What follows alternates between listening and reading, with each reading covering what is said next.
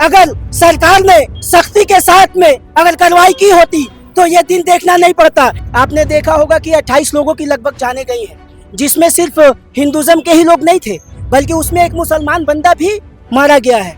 अगर सरकार उन्हें सजा नहीं दे पाती है तो हिंदुस्तान की सारी आवाम के हवाले कर दो, आवाम उसका ही फैसला करेगा और इंसाफ जो है उन परिवारों को हम लोग मिल करके दिलाएंगे।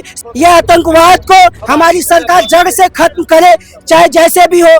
ये भी कहा गया था कि आर्टिकल 370 अगर हट जाता है तो आतंकवाद को जड़ से उखाड़ फेंकेंगे। तो क्या हो रहा है? कहाँ से आए हैं ये आतंकवाद? इनका कोई ईमान नहीं है, कोई धर्म नहीं है, कोई मजहब नहीं है, इनको जड़ से उखाड़ फेंकना होगा। तो जो लोग मारे वो किसी जात धर्म से तो थे नहीं, आतंकवाद का कोई जात धर्म होता नहीं। उन्होंने हिंदू और मुस्लिम पूछ के जो मारा, इससे जो हिंदुस्तान के अंदर जो हिंदू मुस्लिम का प्रेम भाव से जो रहना है उसको वो लोग तोड़ना चाहे। अपने आप बोले ना मुझे क्या बोलते भेलपुरी खाने से मेरा पति साइड में था, एक इंसान है उसने उसको गोली मार दी। यहाँ पे उसने बोला कि शायद मुस्लिम नहीं है, उसने उसको गोली मार दी। नहीं आप टेंशन मत लो। अब बेटा आप यहाँ पे रहो, हम साथ में। मैडम ये जो भीड़ सब है प्रेशर, आप टेंशन मत लो। मेरे पति का बच्चा लो। हम बचा देगा, कोई बात नहीं। बेहतर आपके बच्चे कुछ नहीं करेंगे। पहलगाम में हुए आतंकी हमले ने पूरे देश को झकझोर कर रख दिया है। 27 निर्दोष लोगों की जान ले ली गई और 20 से अधिक लोग गंभीर रूप से घायल हैं। देश भर में गम और गुस्से की लहर है। हर गली, हर नुक्कड़, हर शहर में लोग सड़कों पर उतरकर एक ही आवाज में कह रहे हैं, आतंकवाद के इन दरिंदों को सख्त से सख्त सजा मिलनी चाहिए। इसी कड़ी में कोलकाता में शीतला मंदिर से खिदिरपुर मोड़ तक एक शांतिपूर्ण लेकिन मजबूत संदेश देता कैंडल मार्च निकाला गया। इस मार्च का नेतृत्व किया मशहूर बिजनेसमैन और सामाजिक कार्यकर्ता वसीम अख्तर ने। इस मार्च में महिलाएं, पुरुष, युवा और बुजुर्ग हर वर्ग के लोग शामिल हुए। हाथों में तख्तियां लिए, दिल में इंसाफ की आग लिए। सभी की एक ही मांग थी, शहीदों के परिवार को न्याय मिले और आतंकियों को फांसी दी जाए। महिलाओं ने कहा, आतंकियों ने मासूमों को मौत के घाट उतार दिया। उनका क्या कसूर था? हम चुप नहीं बैठेंगे, हमें न्याय चाहिए। अब और इंतजार नहीं करेंगे। वहीं कई प्रदर्शनकारियों ने दो टूक कहा, आतंकवाद का कोई मजहब नहीं होता। ये हमला सिर्फ इंसानों पर नहीं बल्कि हमारे आपसी भाईचारे, अमन और एकता पर था। लेकिन इन आतंकवादियों के मंसूबे कभी कामयाब नहीं होंगे। आज इस मार्च में हिंदू और मुस्लिम दोनों समुदायों के लोग एक साथ खड़े हुए हैं, क्योंकि हम सब पहले हिंदुस्तानी हैं और अपने भाइयों के कातिलों को सजा दिलाना हम सभी का फर्ज है। ये कैंडल मार्च सिर्फ मोमबत्तियां नहीं, आतंकवाद के खिलाफ एक जलती हुई चेतावनी थी। आप देख ही रहे हो, हम लोग पीसफुली कैंडल मार्च कर रहे हैं, कैंडल लाइट लेकर के एक रैली निकाल रहे हैं। तो कहीं ना कहीं ये समाज में एक मैसेज देना चाहते हैं कि जो अमन शांति जो है छीनने की कोशिश की जा रही है, कहीं ना कहीं इसमें सरकार हर जगह पे नाकाम है। सरकार को इस चीज़ों पे फोकस करना चाहिए, ये नहीं कि बयानबाजी करके लोगों को गुमराह करो। मासूम लोगों की जो जानें गई हैं उसके लिए हम लोग को इंसाफ चाहिए। इसी वजह से हम लोग जो है आज पीसफुली ये रैली कर रहे हैं। ऐसा कहा जा रहा है कि पहले घर में पूछा गया, उसके बाद उसे गोली मारी। ये सब फॉल्स बातें हैं। आपने देखा होगा कि 28 लोगों की लगभग जाने गई हैं, जिसमें सिर्फ हिंदुज़म के ही लोग नहीं थे, बल्कि उसमें एक मुसलमान बंदा भी मारा गया है। तो कहीं ना कहीं ये साजिश है। और ये कौन से लोग हैं, ये कौन से जानवर लोग हैं? जाहिलियत इनके पास कहाँ से आई? ये कहाँ से आई ये लोग? ये घुसपैठिए हैं कौन? इनके खिलाफ जो है सरकार को सख्त से सख्त कार्रवाई करनी चाहिए। अगर सरकार उन्हें सजा नहीं दे पाती है तो हिंदुस्तान की सारी आवाम के हवाले कर दो, आवाम उसका ही फैसला करेगा और इंसाफ जो है उन परिवारों को हम लोग मिल करके दिलाएंगे। सारे हिंदुस्तानी भाई एकजुट हो करके उन परिवारों को जो है हम लोग इंसाफ दिलाएंगे। उनका दुख दर्द हर चीज में हम लोग शामिल होंगे, कंधे से कंधा मिला के चलेंगे। हमें इंसाफ चाहिए, उन परिवार वालों को भी इंसाफ चाहिए।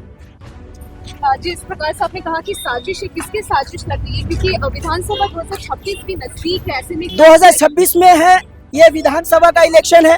आप इसको पॉलिटिकल इशू ना बनाएं मेहरबानी करके, क्योंकि आप देख रहे हो कि हम लोग शोक मना रहे हैं। तो आप इसको पॉलिटिकल फेस ना बनाए। जो भी हुआ है वो टोटली गलत है और हम लोग सिर्फ चाहते हैं इंसाफ। यह आतंकवाद को हमारी सरकार जड़ से खत्म करे, चाहे जैसे भी हो। अगर सरकार इसमें नाकाम है, वो नहीं कर पाते हैं, तो हम हिंदुस्तानियों के हवाले कर दो, हम इसका फैसला करेंगे। हम लोग गोली खाएंगे लेकिन आतंकवाद को जड़ से उखाड़ फेंकेंगे, चाहे वो किसी भी जाति से हो, किसी भी धर्म से हो, हमें कोई मतलब नहीं है। हम इंसानियत को जानते हैं और इंसानियत को हमेशा जिंदा रखेंगे। हम बाबा साहब के सैनिक हैं, उनके विचारधारों पे काम करते हैं, उनके विचारों से प्रेरणा मिली है हमें। हम गांधी जी के देश में रहते हैं, अमन और शांति के साथ। आप देख रहे हो कि पीसफुली हम लोग रैली निकाल रहे हैं।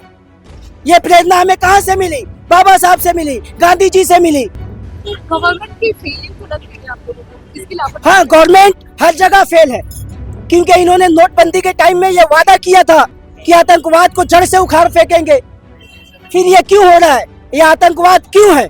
ये कहां से आए हैं ये लोग? इनको सख्त से सख्त सजा मिलनी चाहिए। आप जैसे भी करो, जहां से भी ढूंढो, हमें इंसाफ चाहिए। आज हमने देखा है कि अमित शाह श्रद्धांजलि देने के लिए तो पहुंचे थे, तो वो रेड कारपेट से क्या कहेंगे?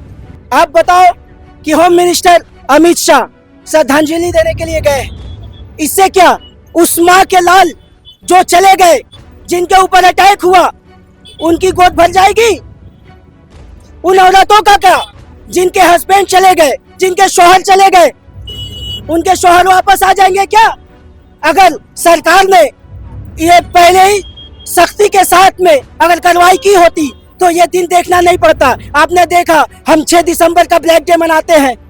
2019 में पुलवामा अटैक हुआ, उसका ब्लैक डे मनाते हैं, और गिफ्ट के तौर पे, बोनस के तौर पे अभी फिर हमको एक ब्लैक डे मिला है।